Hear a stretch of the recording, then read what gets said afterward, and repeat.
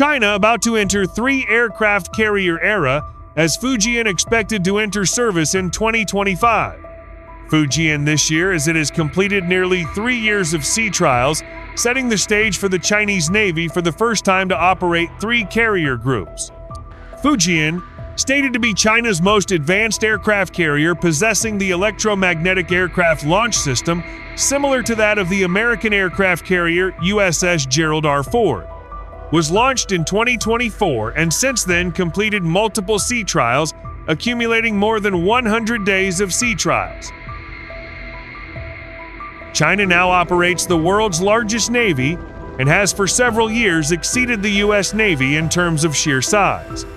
A fact that raises the much-considered question as to whether the People's Liberation Army Navy can outmatch or simply might be superior to the U.S. Navy.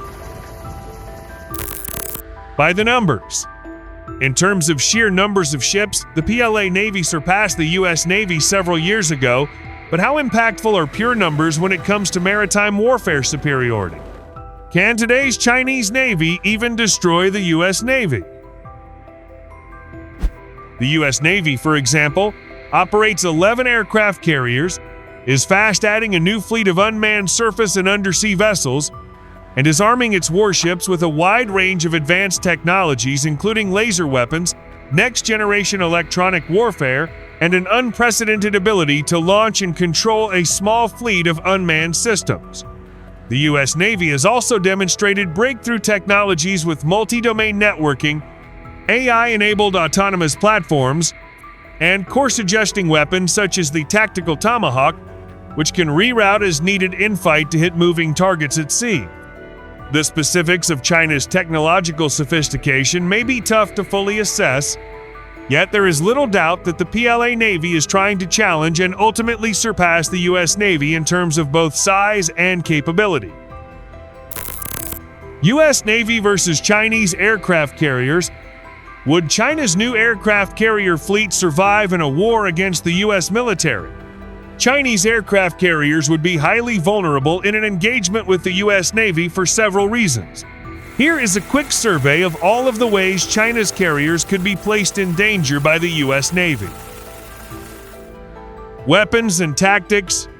There are near-term or immediate U.S. Navy threats Chinese carriers would face, as well as mounting threats in coming years. For instance, should the U.S. Navy succeed in arming its Zumwalt-class destroyers with hypersonic missiles by 2025 and continue rapid progress to mature and operationalize warship-fired laser weapons, its ability to destroy Chinese carriers will expand immeasurably in coming years. Air power. In a more immediate sense, 3 specific things come to mind as current or pressing U.S. Navy weapons and tactics likely capable of destroying Chinese carriers. Perhaps most of all, the U.S. Navy can massively project forward-positioned, 5th-generation maritime air power in a manner likely to overwhelm Chinese carrier defenses.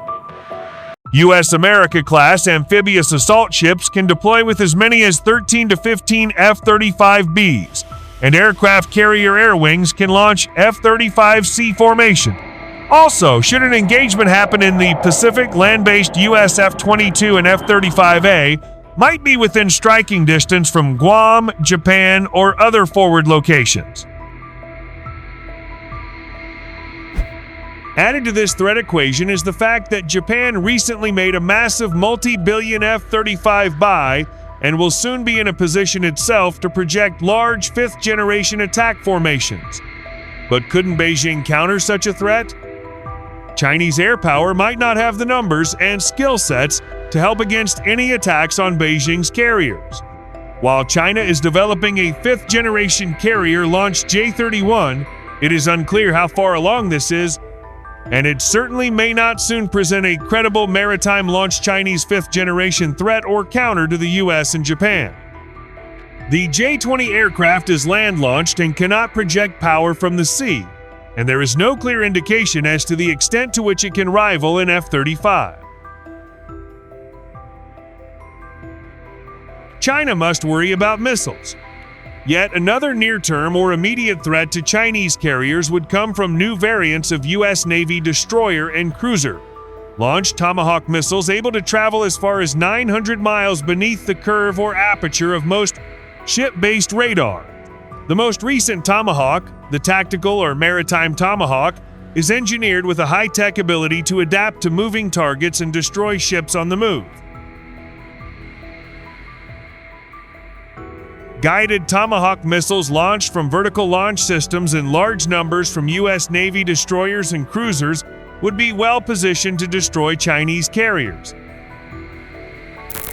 Submarines. Finally, the largest and perhaps least recognized threat to Chinese carriers would come from undersea drones and U.S. Navy attack submarines. Block 3 and Block 5 Virginia-class attack submarines in particular are increasingly being thought of for clandestine intelligence, surveillance, and reconnaissance missions, because they can operate closer to high-threat areas due to new quieting technologies, advanced sonar, and the ability to launch and recover undersea surveillance drones. Attack submarines would likely be much less detectable than easily observable surface warships in most aircraft, so they could potentially locate and attack Chinese surface ships with torpedoes and a large salvo of undersea-launched Tomahawk missiles. Of course, Beijing has a vote in all of this. U.S. Navy lethality against Chinese carriers would pertain heavily to the potentially lesser-known extent of China's layered ship defenses. Do carrier strike group destroyers defend Chinese carriers with advanced sonar and interceptor weapons to counter U.S. Navy submarines and warship-fired Tomahawk missiles? Let me know what you think in the comments below. Thanks for watching.